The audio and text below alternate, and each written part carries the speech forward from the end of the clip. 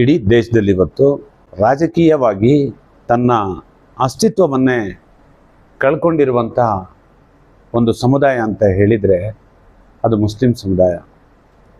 ಯಾಕೆ ಹೇಳ್ತಾ ಇದ್ದೀವಿ ಅಂತ ಹೇಳಿದರೆ, ಹೆಚ್ಚು ಕಡಿಮೆ 1 ಕೋಟಿಗೂ ಹೆಚ್ಚಿರ್ತಕ್ಕಂಥ ಮುಸಲ್ಮಾನರ ಶಾಸಕರ ಸಂಖ್ಯೆ ಇಡೀ ಕರ್ನಾಟಕದಲ್ಲಿ 1 ಕೋಟಿ ಜನಸಂಖ್ಯೆ ಇರಬೇಕಾದ್ರೆ 9 ಜನ ಶಾಸಕರಿದ್ದರೆ, ಈ ರಾಜ್ಯದಲ್ಲಿ ಜಾತಿವಾರು ಜನಗಣತಿ ಆಧಾರದ ಮೇಲೆ ಎಲ್ಲ ಸಮುದಾಯಕ್ಕೂ ಸಿಗಬೇಕಾದಂಥ ರಾಜಕೀಯ ಪ್ರಾತಿನಿಧ್ಯ ಈ ಸಮುದಾಯಕ್ಕೆ ಸಿಕ್ಕಿದೆಯಾ?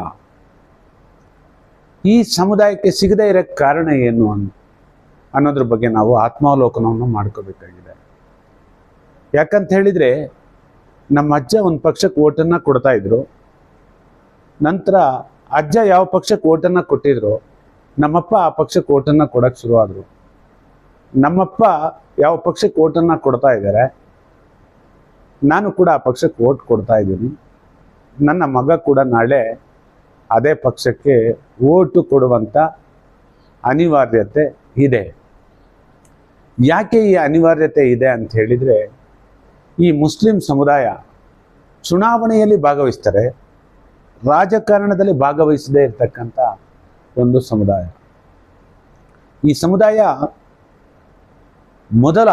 ಈ ದೇಶದಲ್ಲಿ ಮೊದಲ ಪಾರ್ಲಿಮೆಂಟ್ ಅಧಿವೇಶನದಿಂದ ಹಿಡಿದು ಇವತ್ತಿನ ತನಕ ಮುಸಲ್ಮಾನರ ರಾಜಕೀಯ ಜರ್ನಿಯನ್ನು ನೋಡಿದರೆ ಗೊತ್ತಾಗುತ್ತೆ. ಮೊದಲ ಪಾರ್ಲಿಮೆಂಟ್ ಅಧಿವೇಶನದಲ್ಲೇ, ಇದು ನಾನು ಹೇಳ್ತಿರುವಂಥದ್ದಲ್ಲ, ಬಾಬಾ ಸಾಹೇಬ್ ಅಂಬೇಡ್ಕರ್ ಅವರ ಭಾಷಣಗಳು ಮತ್ತು ಬರಹಗಳು ಮತ್ತು ಭಾಷಣಗಳು ಅನ್ನೋ ಒಂದು ಬುಕ್ಸಲ್ಲಿದೆ. ಬಾಬಾ ಸಾಹೇಬರು ಈ ದಲಿತ ಸಮುದಾಯಕ್ಕೆ ಯಾವ ರೀತಿಯ ಮೀಸಲಾತಿಯನ್ನು ಕೊಟ್ಟಿದ್ದಾರೆ, ಅದೇ ರೀತಿ ಮುಸ್ಲಿಂ ಸಮುದಾಯಕ್ಕೆ ಕೂಡ ಕೊಡಬೇಕಾಗಿದೆ. ಕುಲ್ನಾ ಮತ್ತು ಜೈಸೂರಲ್ಲಿ ನಮ್ಮನ್ನು ಗೆಲ್ಲಿಸಿದಿರಿ, ಎಲ್ಲ ಹೋರಾಟಗಳಲ್ಲೂ ಕೂಡ ನಮ್ಮ ಜೊತೆ ನೀವು ನಿಂತಿದ್ದೀರಿ. ಅದೇ ರೀತಿ ಈ ದೇಶದಲ್ಲಿರ್ತಕ್ಕಂಥ ಪ್ರಮುಖ ಸಮುದಾಯಗಳಲ್ಲಿ ನೀವು ಕೂಡ ಒಬ್ಬರಾಗಿದ್ದೀರಿ. ಹಾಗಾಗಿ ನಿಮಗೂ ಕೂಡ ರಾಜಕೀಯ ಪ್ರಾತಿನಿಧ್ಯತೆ ಸಿಗಬೇಕು, ಸರ್ಕಾರದಲ್ಲಿ ಎಲ್ಲ ಸವಲತ್ತುಗಳನ್ನು ಸಿಗಬೇಕು ಅನ್ನೋ ಉದ್ದೇಶದಲ್ಲಿ ಮೌಲಾನಾ ಅಬ್ದುಲ್ ಕಲಾಂ ಆಜಾದ್ ಅವ್ರ ಮನೆಗೆ ಬಾಬಾ ಸಾಹೇಬ್ ಭೀಮ್ರಾವ್ ಅಂಬೇಡ್ಕರ್ ಅವರು ಹೋಗ್ತಾರೆ. ಈ ಹೋಗುವಂಥ ಸಂದರ್ಭದಲ್ಲಿ ಏನು ದೆಹಲಿಯ ಅಕ್ಬರ್ ಸ್ಟ್ರೀಟ್ ಇದೆ, ಅಲ್ಲಿ ಅಬ್ದುಲ್ ಕಲಾಂ ಅವರ ಆಜಾದ್ ಅವರ ಮನೆ ಮತ್ತು ನೆಹರೂರವರ ಮನೆ ಎದುರು ಬದುರು ಇರುತ್ತೆ. ಅಬ್ದುಲ್ ಕಲಾಂ ಆಜಾದ್ ಅವರ ಮನೆಯಲ್ಲಿ ಇನ್ನೂ ಯಾಕೆ ಲೈಟ್ ಉರಿತಾ ಇದೆ ಅಂತೇಳಿ ತನ್ನ ಗನ್ಮೇನಿಗೆ ಕೇಳಿದರೆ, ಅಲ್ಲಿ ಅವರು ಹೇಳ್ತಾರೆ, ಬಾಬಾ ಸಾಹೇಬ್ ಅಂಬೇಡ್ಕರ್ ಅವರು ಅಬ್ದುಲ್ ಕಲಾಂ ಆಜಾದ್ ಅವರ ಮನೆಗೆ ಬಂದಿದ್ದಾರೆ ಅಂತೇಳಿ. ಹಾಗಾಗಿ ರಾತ್ರಿ ಇಡೀ ಮೀಟಿಂಗ್ ನಡೆಯುತ್ತೆ. ಆದರೆ ಅಲ್ಲಿ ಮೀಟಿಂಗ್ ನಡೆಯಬೇಕಾದ್ರೆ ನೆಹರೂರವರಿಗೆ ಕುತೂಹಲ ಇರುತ್ತೆ, ಯಾವ ರೀತಿಯ ಮೀಟಿಂಗ್ ಇರ್ಬೋದು ಇದು, ರಾತ್ರಿ ಇಡೀ ಮೀಟಿಂಗ್ ನಡೀತಾ ಇದೆಯಲ್ಲ ಅಂಥೇಳಿ. ಅದೇ ರೀತಿ ಬೆಳಗಿನ ಅಜಾ ಆಗುತ್ತೆ. ಅಜಾ ಆಗುವಂಥ ಸಂದರ್ಭದಲ್ಲಿ ಅಬ್ದುಲ್ ಕಲಾಂ ಆಜಾದ್ ಅವರು ಮಸ್ಜಿದಿಗೆ ಹೋಗ್ತಾರೆ. ಅದೇ ರೀತಿ ಬಾಬಾ ಸಾಹೇಬ್ ಅಂಬೇಡ್ಕರ್ ಅವರು ಕೂಡ ಅವರ ಮನೆಗೆ ಹೋಗ್ತಾರೆ. ಹೋಗುವಂಥ ಸಂದರ್ಭದಲ್ಲಿ ಬಾಬಾ ಸಾಹೇಬ್ ಅಂಬೇಡ್ಕರ್ ಅವರ ಮನೆಗೆ ನೆಹರೂರವರು ಹೋಗ್ತಾರೆ. ರಾತ್ರಿ ಇಡೀ ಯಾವ ರೀತಿಯ ಚರ್ಚೆಗಳ ಬಗ್ಗೆ ಕೇಳ್ತಾರೆ. ಆದರೆ ಬಾಬಾ ಸಾಹೇಬ್ ಅಂಬೇಡ್ಕರ್ ಅವರು ರಾತ್ರಿ ಏನು ಚರ್ಚೆ ಆಗಿದೆ ಆ ಚರ್ಚೆಯನ್ನು ಅವ್ರ ಮುಂದೆ ಹೇಳಲ್ಲ. ಅಲ್ಲಿ ಹೋಗಿ ಪ್ರಯೋಜನ ಇಲ್ಲ ಅಂತೇಳಿ ನೆಹರೂರವರು ಆಚೆ ಬರಬೇಕಾದ್ರೆ ಅಬ್ದುಲ್ ಕಲಾಂ ಆಜಾದ್ ಅವರು ಮಸ್ಜಿದಿಂದ ಬರ್ತಾ ಸಿಗ್ತಾರೆ. ಹಾಗಾಗಿ ಅವ್ರ ಜೊತೆಯಲ್ಲೇ ಅಬ್ದುಲ್ ಕಲಾಂ ಆಜಾದ್ ಅವ್ರ ಮನೆಗೆ ಹೋಗ್ತಾರೆ.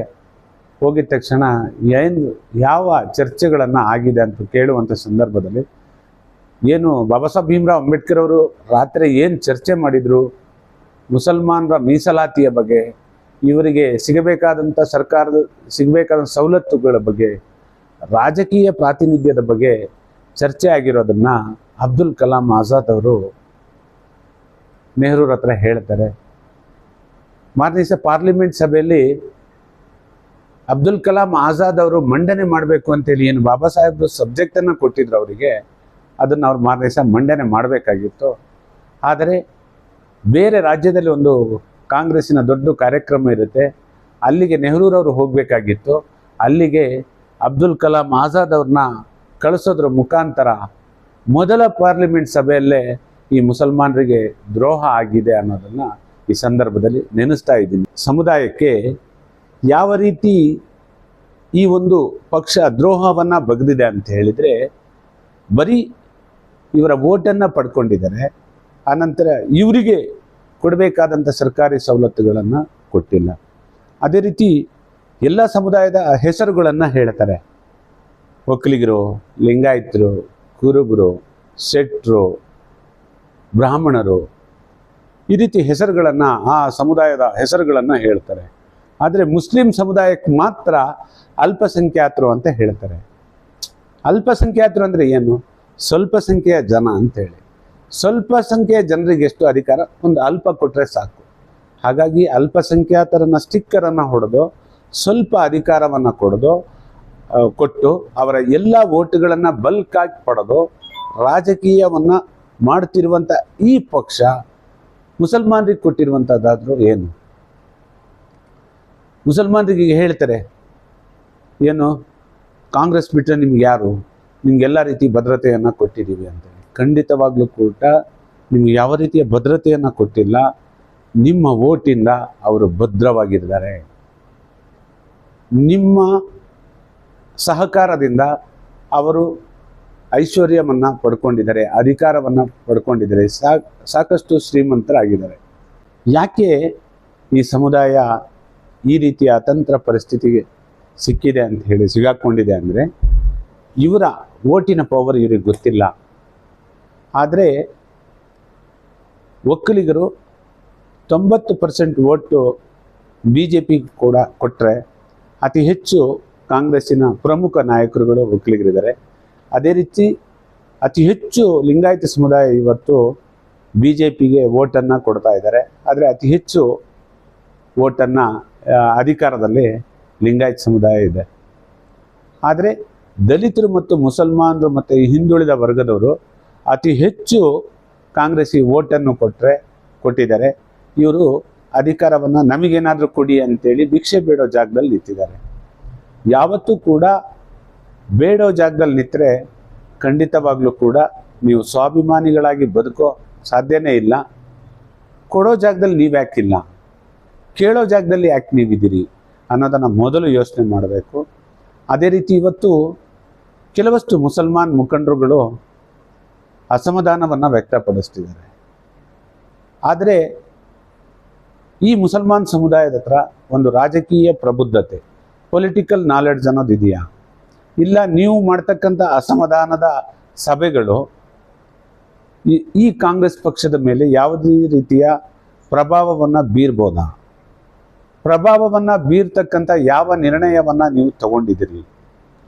ಒಂದು ವೇಳೆ ನೀವು ರೆಬಲ್ ಆಗಿದ್ದರೂ ಕೂಡ, ನಾವು ಈ ಪಕ್ಷದ ವಿರುದ್ಧ ಇದ್ದೀವಿ ಅಂತ ಹೇಳಿದರೂ ಕೂಡ, ರಾಜ್ಯ ಮಟ್ಟದ ರಾಷ್ಟ್ರ ಮಟ್ಟದ ನಾಯಕರುಗಳು ಬಂದಾಗ ಅವ್ರ ಹಿಂದೆ ಹೋಗಿ ನೀವು ನಿಲ್ತಾ ಇದ್ದೀರಿ.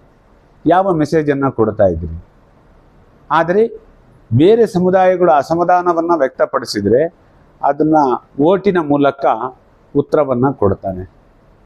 ಈ ಹಿಂದೆ BJPಯಿಂದ ಯಡಿಯೂರಪ್ಪನವರು ಆಚೆ ಬಂದಾಗ ಯಾವ ರೀತಿಯ ಮೆಸೇಜನ್ನು BJP ಪಕ್ಷಕ್ಕೆ ಕೊಟ್ಟರು, BJP ಯಾವ ಸ್ಥಿತಿಗೆ ಬಂತು, ನಂತರ ಅವರಿಗೆ BJPಯಲ್ಲಿ ಯಾವ ರೀತಿಯ ಗೌರವವನ್ನು ಕೊಟ್ಟು BJPಗೆ ವಾಪಸ್ ಸೇರಿಸಲಾಯಿತು.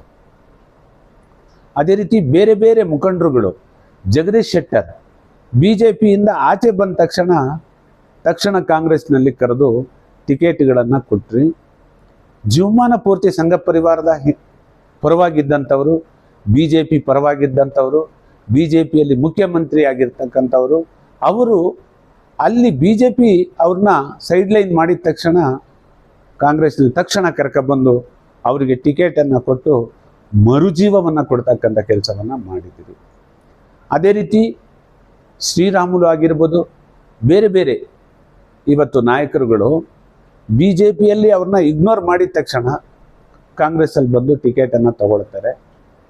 ಅವರಿಗೆ ಎಲ್ಲ ರೀತಿಯ ಸಹಕಾರವನ್ನು ಕೊಡ್ತಾರೆ. ಈ ಮುಸ್ಲಿಂ ಸಮುದಾಯ ಅವರ ಹಿನ್ನೆಲೆಯನ್ನು ನೋಡಲ್ಲ, ಅವರ ಐಡಿಯಾಲಜಿ ಯಾವ ರೀತಿ ಇದೆ ಅನ್ನೋದು ನೋಡಲ್ಲ.